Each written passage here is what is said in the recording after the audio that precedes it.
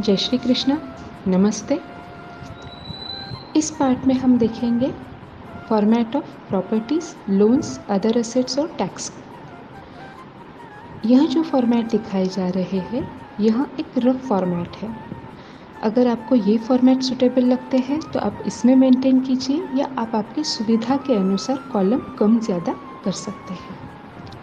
तो देखते हैं हम प्रॉपर्टी का फॉर्मेट। ये रहे आपका details of properties, immovable assets. इसमें serial number, then nature of property. Nature of property मतलब वो प्रॉपर्टी कैसी है, लैंड है, प्लॉट है, एग्रीकल्चरल लैंड है, इंडस्ट्रियल यूनिट है, हाउस प्रॉपर्टी है। अब हाउस प्रॉपर्टी में आपका फ्लैट है, आपका बंगलो है। अगर एक से ज़्यादा प्रॉपर्टी है तो हो सकती है आपने वो किराए पे भी चढ़ाई हो, तो उसका भी डिटेल, ठीक है। देन उनके एड्रेस, यहाँ पे फुल एड्रेस आएगा। कोई गाला नंबर है, सर्वे नंबर है, सेक्टर नंबर है, प्लॉट नंबर है, तो वो हर एक डिटेल आपके यहाँ पे मतलब कंप्लीट एड्रेस आपका यहाँ पे आएगा। Then agreement value, then date of purchase कि कौन से डेट को वो आपने परचेस किया है। देन है रजिस्ट्रेशन, रजिस्ट्रेशन और बुकिंग। अगर वो रजिस्ट्रेशन है तो रजिस्ट्रेशन, अगर बुकिंग किया है सिर्फ, बाकी अमाउंट अभी मतलब रजिस्ट्रेशन होना पेंडिंग है, तो वैसे आपको वहाँ पे लिखना है, ठीक है। देन है आपका जॉइंट ओनरशिप विथ। अगर कोई प्रॉपर्टी जॉइंटली ओन्ड है, मम्मी है, पापा है, भाई है, बहन है, इनके साथ अगर जॉइंटली ओन्ड है तो यहाँ पे सबके नाम लिख दीजिए। देन उनका शेयर कितना है। फॉर एग्जांपल मम्मी, पापा, आप और आपके भाई साहब, ऐसे 4 जन हैं, तो मम्मी 25%, पापा 25%, आपके भाई साहब 25% और आपका 25%। देन अगर वो प्रॉपर्टी के ऊपर आपने लोन लिया है, मतलब मॉर्गेज करके आपने बैंक में मॉर्गेज करके अगर लोन रेज़ किया है, तो वो यहाँ पे आप बैंक का डिटेल लिख देंगे और नीचे आपको छोटा जो भी डिटेल लिखना है वो आप यहाँ पे मेंशन कर दीजिए। जैसे अकाउंट नंबर, लोन का अकाउंट नंबर, या EMI वगैरह तो आपके लोन के फॉर्मेट में आ ही जाएगा, या यहाँ पे आप कर सकते हो रेफर लोन शीट। देन है हाउसिंग लोन। अगर वो कोई प्रॉपर्टी पे आपने हाउसिंग लोन लिया है तो वो आप यहाँ पे मेंशन कर दीजिए कि यहाँ पे हाउसिंग लोन है। Then nomination. अगर कोई प्रॉपर्टी आपने किसी को नॉमिनेट करके रखी है, किसी का नॉमिनी आपने डाल के रखा है, तो यहाँ पे वो डाल के रख दीजिए, मेंशन करके रखिए। हेल्ड एज नॉमिनी और रिसीव्ड एज गिफ्ट। अगर किसी ने आपको नॉमिनी बोल के बनाया है किसी प्रॉपर्टी में, तो उसका भी डिटेल यहाँ पे डाल दीजिए। और अगर किसी से आपको गिफ्ट मिली है वो प्रॉपर्टी, तो वैसे भी। एंड देन नेक्स्ट है रिमार्क्स। यहाँ पे आप 13 नंबर का कॉलम रिमार्क्स का बना सकते हो अगर आपको कोई डिटेल्स इनकम्प्लीट लगते हैं तो। सिमिलर वे से ये हो गए क्लियर टाइटल। सिमिलर वे से आपको यहाँ पे डिटेल्स ऑफ डिस्प्यूटेड प्रॉपर्टीज़ भी लेने हैं। जैसे जो प्रॉपर्टी पे किसी और ने आपके ऊपर केस दाखिल किया है, या आपने किसी के ऊपर केस दाखिल किया है जो कोर्ट में चल रहे हैं, अभी तक के सेटल नहीं हुए हैं वो मैटर्स, तो उनके भी डिटेल्स आप सिमिलर वे से कुछ 5-6 लाइन का गैप छोड़ के आप वो भी बना दीजिए ताकि समझने में आसानी रहेगी। नेक्स्ट है अदर एसेट्स। बैंक का फॉर्मेट हो गया, प्रॉपर्टीज़ हो गए। अब ये दोनों छोड़ के हमारे पास कौन से एसेट्स हैं, वो सब एसेट्स ये फॉर्मेट में आ जाएंगे। जैसे ज्वेलरी है, तो ज्वेलरी है तो गिफ्टेड ज्वेलरी है या परचेस ज्वेलरी है। हो सकता है आपकी शादी में आई हो, बच्चा हुआ तब मिली हो कोई ज्वेलरी, तो जो गिफ्टेड है वो गिफ्टेड बोल के लिखे जाएगा, और जो परचेस्ड है उसकी value, then market value as on. और रिमार्क्स में अगर आपको कोई स्पेसिफाई करना है कि ये आपने लॉकर में रखा है या ये कहाँ पे है, तो वो आप यहाँ पे लिख सकते हो, या किसी पे गोल्ड लोन लिया हुआ है तो वो आप पूरा वहाँ पे मेंशन कर सकते हो। शेयर्स में डिमैट अकाउंट नंबर क्या है।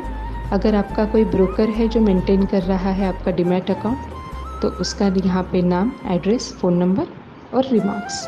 सिमिलर वे से म्यूचुअल फंड, SIP अगर है तो उसका डेट, वो भी आपको मेंशन वहाँ पे करना है, और हमारे कौन से फंड्स हैं, और वहाँ पे जो भी KYC है वो आगे आप वहाँ पे लिख दीजिए। देन है PPF पब्लिक प्रोविडेंट फंड, कौन से बैंक में है, उसका अकाउंट नंबर क्या है, और वो PPF को कोई नॉमिनी अपॉइंट किया गया है क्या वो, और अगर कोई आपको स्पेसिफिक रिमार्क्स लिखने हैं तो वो। देन है vehicles. Two wheeler, four wheeler, ठीक है। उसकी डिटेल्स यहाँ पे आप लिख दीजिए। अगर उसके आगे भी अगर आपको कोई रिमार्क्स लिखने हैं, जैसे इसके ऊपर लोन है या ये अपनी ही टू व्हीलर है लेकिन ये इनके पास है, ये अपनी ही फोर व्हीलर है लेकिन वाई पर्सन के पास है, तो वो डिटेल आप आगे लिख सकते हो।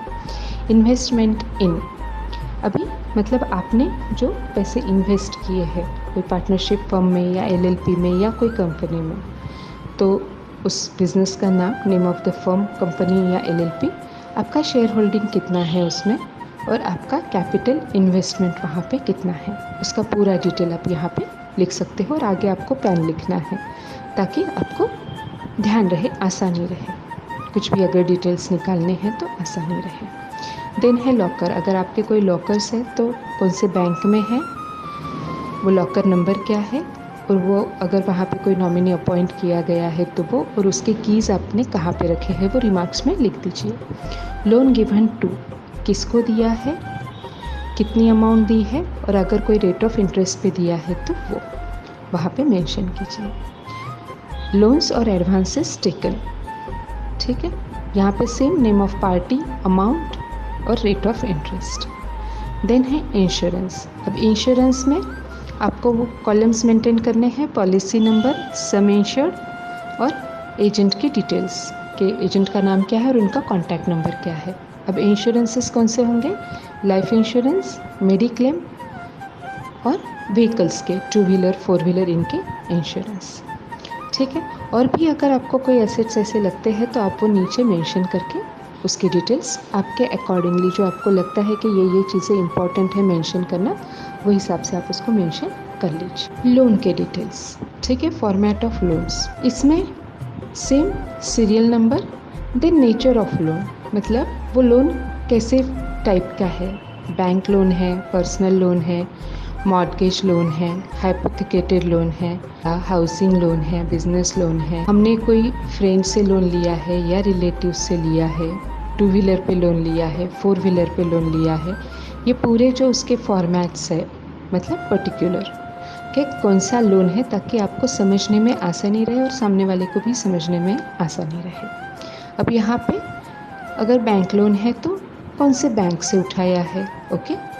अब यहाँ पे नेक्स्ट मैंने लिया है पैन इसलिए कि यहाँ पे ये जो loan taken from friends and relatives, तो यहाँ पे आपको पैन की सुविधा हो जाए। और अगर ये नेम ऑफ पार्टी है तो अगर कोई इंडिविजुअल से लिया है या कोई कंपनी से लिया है, NBFC से लिया है, तो यहाँ पे आपको पैन एक मेंशन करके रखना ज़्यादा अच्छा रहेगा। कितनी अमाउंट है, उसका EMI का डेट क्या है, EMI की अमाउंट कितनी है, ये हमारा लोन कौन से दिन कंप्लीट होने वाला है, और रेट ऑफ इंटरेस्ट। होता है काफ़ी बार कि 15% पे उठाया, कोई इमरजेंसी है तो 18% पे उठाया है, और काफ़ी बार स्विचिंग के चांसेस मिलते हैं, तो 10.5% का रेट है। तो हमको मालूम रहे कि पहले का रेट क्या है, तो हमारे लिए वो बेनिफिशियल है या नहीं है, वो हिसाब से ये कॉलम। एंड लास्ट वाला कॉलम एज यूजुअल, आपको अगर और कोई कमेंट्स लिखने हैं, रिमार्क्स लिखने हैं, तो यहाँ पे आप वो कॉलम बना सकते हैं। नेक्स्ट फॉर्मेट है टैक्स के डिटेल्स। इसमें आप पर्टिकुलर्स के नीचे जितने भी फैमिली मेम्बर्स हैं, इंडिविजुअल के अंदर वो आ जाएंगे, और माइनर के अंतर्गत बच्चों के डिटेल्स आ जाएंगे, मतलब माइनर कितने हैं। देन बिजनेस फॉर्मेट्स, कैसे टाइप के फॉर्मेट्स है वो आप यहाँ पे लिख देंगे, HUF है, पार्टनरशिप है, या जो भी है। देन यहाँ पे उनके नाम आ जाएंगे ये कॉलम में, उनके पैन नंबर नेक्स्ट कॉलम में, okay. User ID and PAN same ही होता है, माइनर के आगे ऑफ कोर्स यूज़र आईडी में डैश आ जाएगा, ओके। देन पासवर्ड, के इनकम टैक्स के पासवर्ड्स क्या है आपके, इनकम टैक्स में आपने ईमेल आईडी कौन सा लिखा है, मोबाइल नंबर वहाँ पे कौन सा रजिस्टर्ड है, आधार नंबर क्या है उनके, वो यहाँ पे रिमार्क्स आएगा एक कॉलम।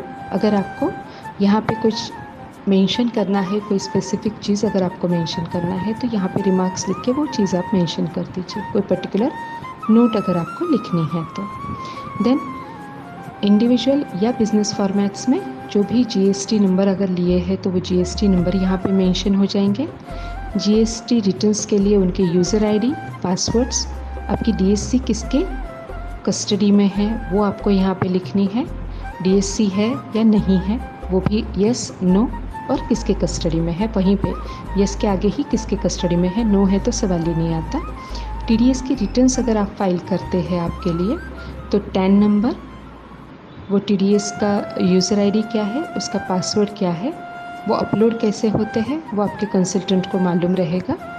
कंसल्टेंट के नंबर एंड रिमार्क्स, अब ये जो कंसल्टेंट के नंबर एंड रिमार्क्स अगर आपके इनकम टैक्स की रिटर्न्स कोई एक कंसल्टेंट देता है तो वो कंसल्टेंट एंड उसका नाम, नंबर एंड यहाँ पे रिमार्क के वहाँ पे आप लिख दोगे इनकम टैक्स रिटर्न्स।